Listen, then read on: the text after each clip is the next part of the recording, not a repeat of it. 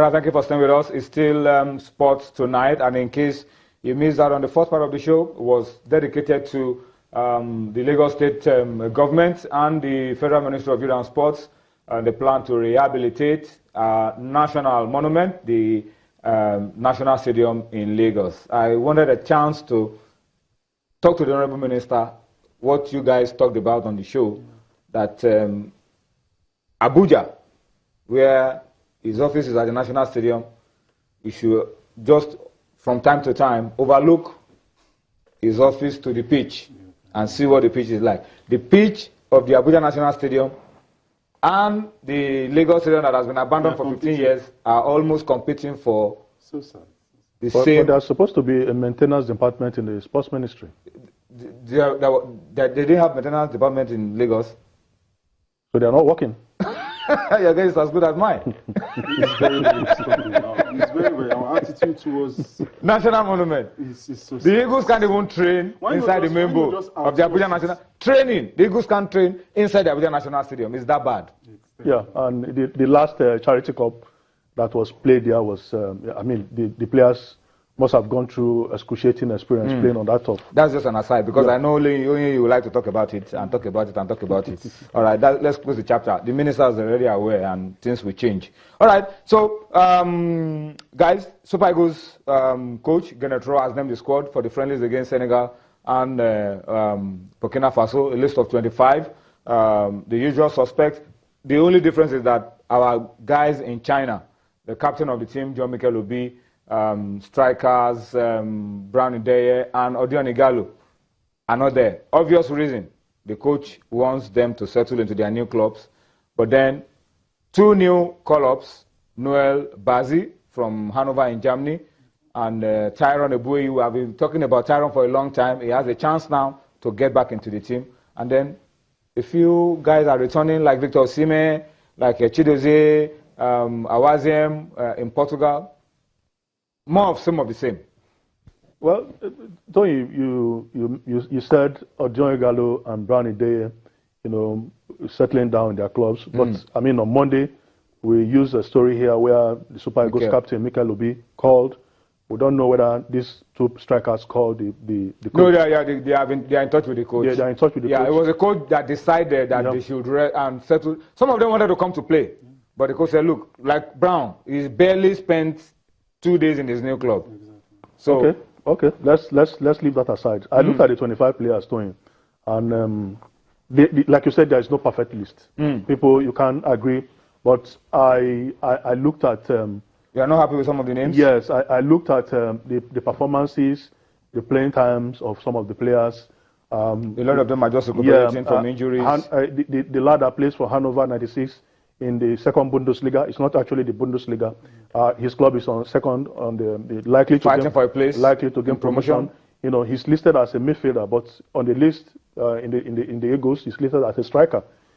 He has played 10 games, scored 1 goal. 19 years, he still has a lot of future.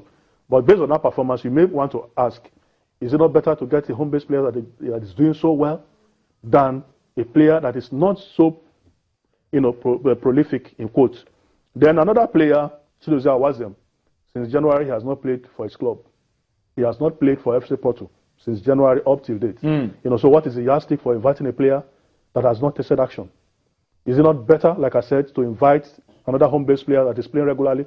These are questions that, of course, the coach has the final say, but these are some of the issues that he should look into. I think that essentially we must not lose track of what this thing is about, which is to test their strengths and to experiment with new positions. So he doesn't really need to. Are you throwing his line, or you disagree with him a little bit about those players that he feels have not been active enough? Etebo is just coming back from injury. Leon is back in training. Etebo is also back in training, so that's some good news for us. Osimhen is also back in training.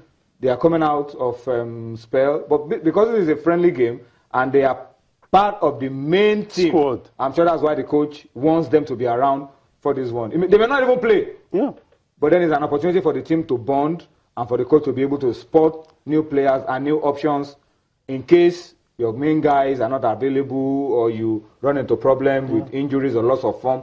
there are guys who can take the place. Definitely, to also test techniques, positions, just experiment. It's a friendly match. It's a friendly match.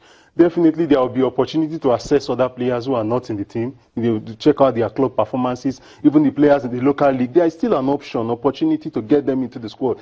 These are the players he wants to work now, based on the technique he wants to, use. Then later, he will definitely shuffle it and get some other players in. My friend, there are no opportunities. If they are not getting opportunities, there are only FIFA free windows. Yeah.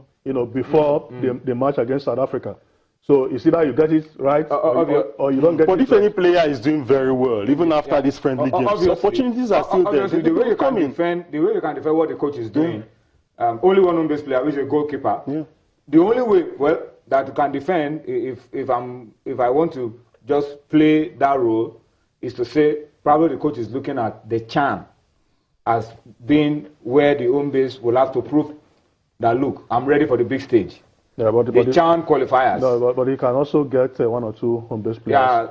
Yeah, in the past it's called up one or two. To rub shoulders with the top guys. That will also impact positively on the CHAN team, because when you play at that level, when you play with the best team, you come back, your quality will be high. That will inspire the home base player. So for me, for the national team is basically for the best. So if you are not playing, whether friendly or active game, you should not be invited.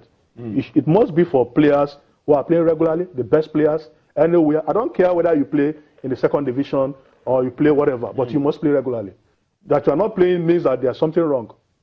Donald Okonta was saying that why must we beg a second division player? And I said, look, Bundesliga 2. It doesn't matter. Bundesliga 2. It doesn't matter. Pushing for a place, a promotion place, is like a Newcastle United.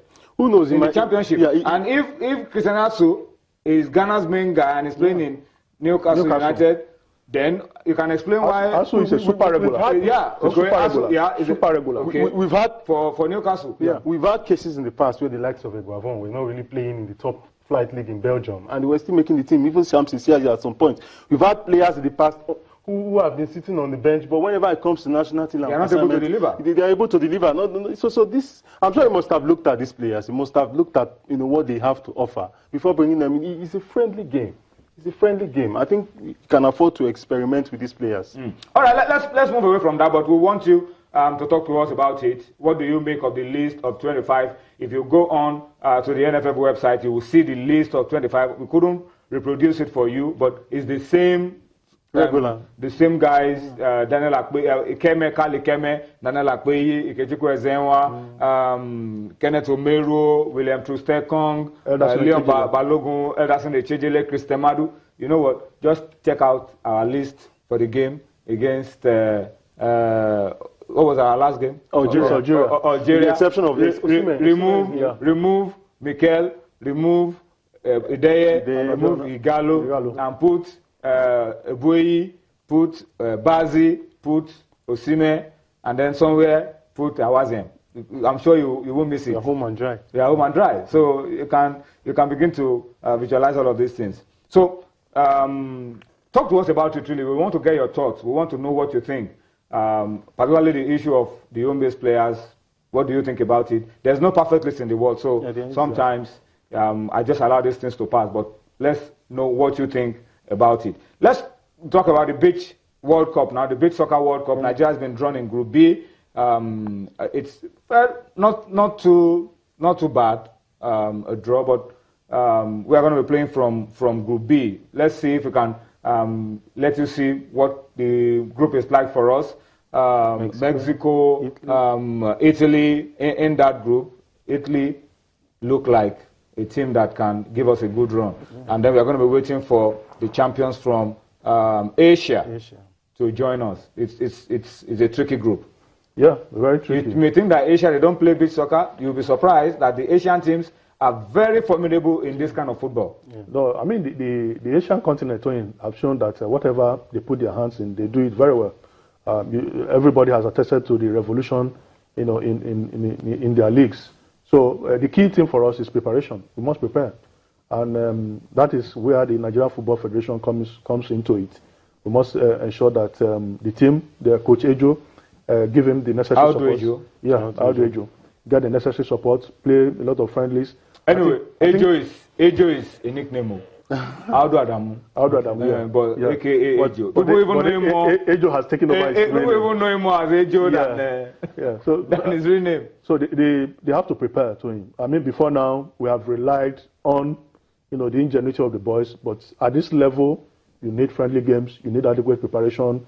You need all the support so that they can move to the next level. You don't go there and play so confident. Our appeal should be to the Nigerian Football Federation and the National Sports Commission. Sorry, the Federal Ministry of Youth and Sports. Yeah. Whatever paperwork they need to do now, in terms of requesting for funds to prepare the team and to go for the tournament, let the NFF do now. We don't want the story where they will have been in the tournament and then we are going around. In case of we don't expect them to win, they later win. You know all those kind of things. So please, let's do whatever we need to do for this team to be adequately prepared. It's another brand of football, and it is. It's a way of empowering these guys. So let's wish them the best of luck and hope that they are able to deliver.